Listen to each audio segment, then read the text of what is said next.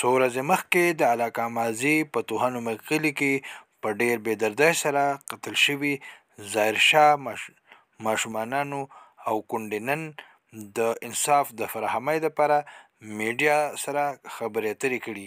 هغوی مطالبه کړې ده چې قاتلان تر دا دمه پورې آزاد ګرځي او د هغوی مقتول ظاهرشاه ته تر دا دمه پورې انصاف نه دی میلاو شوی. یو خواته که یو قاتل نیولی شوی نو بل خوا بل قاتل تر دا دمه آزاد ګرځي. هغې مطالبه کړې ده چې هغوی ته دې زر تر زره انصاف ورکړی شي. میډیا سره د گفتگو په د هغې وینا وه. دا زمونږ د په جیدات مسله زمونږ د پټو مټو سره هغه اوچته هغه خو ګټل شوی و، جیدات ګټلی شوی و، هغې کې خو نور څه پاتې شوي نه و. بیا موږ کراچۍ ته تللو، دا یو کال موږ په کراچۍ کې ویسو. او د کراچۍ نه هلته کې دوی زما د خاوند پسې پیسې میسې خورې کړلې او دمکیانې به یې ورکولې یو خوا بل خوا. نو موږ د هغه ځای نه خپل کلي ته رالو.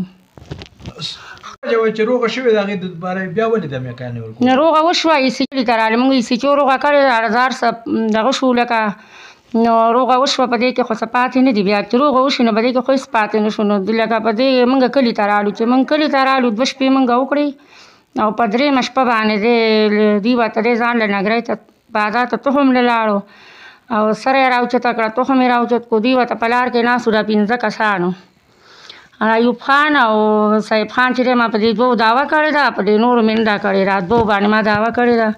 په دې کې دا یو مجرم نیسلی دی، بل موږ ته کولاو ګرځي. ته ناست وو، دوی په ډانګونو باندې ووهو سم لکه د 5 کسانو پې ودانګل، د 2 پې ودانګل سم او لکه سیب خان ایوب خان او دوی ورته په دغه په ډانګونو باندې ووهو لکه لاړم. د ده وروستی سلګۍ وه، بس دی مې راوچت کړو او د ده سا چې دی نو دغه لکه دی مړ و، لکه اخري سلګۍ له ده له موږ ورسېدو لکه او دوی ووهو لکه اول خو زه ورته بره ولاړم چې کوزه شم له ده سلګۍ وه لکه دی مې راوچت کړو. دا مطالبه را زمونږ د اوس زمونږ د کور د ګټې وټې ډخکه یو سړی و، 9 ماشومانان زما پاتې شو. نو اوس یو چې دی نه زمونږ مشر هلک چې دی نه هغه هم 2 بچي دي، هغه هم داسې د ګټې وټې نه هم ځان له کمه کړي ماشومانان دي، دومره غټ خو نه دي. زما د خدای نه علاوه هېڅ سره پاتې نه شوه. لکه نن خو زمونږ څه پاتې نه شو. تحصیل تاڼه هم زما په سر دي، هسپتال هم زما په سر دی او د کلي وړه پړه هم زما په سر دي. اخر زه خو زنانه یم، زه کومه وکړم. لکه قاتلان آزاد ګرځي او نور هم ګڼ دي. نو روږې چاپېره ما ته ډخ شانډو کو شپې ټکی خوب موږ نه شو کولی. زه زنانه یم، ما سره نه نارینه شته نه لوی شته نه وړوکی شته، ډخکه واړه ماشومانان ما سره دي. ما د ډېرې وجې خپل بچي یو خوا بل خوا لېږلي دي. نو دې کسانو چې مرګ وکړو د هغې نه وروسته حکومت د دې خلاف څه اقدام کړی دی؟ پولیسو څه کاروایي وکړله پکې؟ پولیسو دا دغه کاروایي کړله چې پولیسو یو نیولی دی او بل آزاد ګرځي. نو موږ اورو لکه چې کله د اقبال دیره کې دی او کله د بختي افسر په دیره کې دی. کو په دیرو کې ناست دی، پناه ورکوي وله هلک په دغه ماضي کې دی، بل ځای ته نه دی تللی. حکومت نه څه مطالبات دي؟ څه مطالبات کوئ؟ زما د حکومت نه مطالبه ده چې زما د ګټې وټې هېڅوک پاتې نه شو. زما د حکومت نه دا مطالبه ده چې زما د ګټې وټې هېڅوک پاتې نه شو. زه به یې سره یم، ما ته یتیمانان پاتې شو.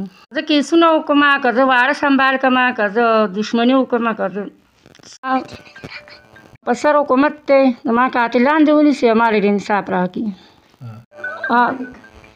انصاف میلاو نه شو نو زه به سره د دې بچو په دې روډ کې سواړی په روډ کې کښېنو. بس دوی چې بیا هر څه کوي نو کوي. اوس په ملک حکومت دی او عدالت دی او د ماشومانو اواز اوري. دا مې یقین دی چې ما ته به انصاف راکوي. د مقتول مور د خپلې بېوسۍ اظهار او التجا حکومت ته کوي او د دې خبرې مطالبه کوي چې د هغې د مقتول زوی قاتلان دې زر تر زره د انصاف په کټېره کې حاضر کړی شي. دوی 5 کسانو وژلی دی، د 9 بچي ما ته پاتې شوي دي. موږ چې په دې ملک کې پاتې کېږو په حکومت کې زما د زوی قاتلان دې ونیسي زر تر زره. دلته کې کوری دی خوشی تشی پروت دی، یوه ښځه هغه ده، یوه ښځه زیمه، یوې دا بوډۍ مور ده. نو موږ ته هم تاسو قانون دی موږ ته انصاف راکړي چې موږ به څه کوو، دا به څوک سنبالوي. د انصاف د طلب دپاره نه صرف د ظاهرشاه ضعیفه مور، کونډه زنانه او یتیمان بچي د انصاف دروازې دپاره التجا کوي، بلکې د پاکستان په ګوټ ګوټ کې دغسې نور مظلومان دي چې د انصاف طلب غواړي. باید چې حکومت مظلومانو ته په وخت باندې تحفظ او انصاف ورکول یقیني کړي او قاتلان ونیسي او دا خبره یقیني کړي چې آینده دپاره څوک د چا د کور ورانولو نه مخکې د خپل انجام ضرور فکر کوي.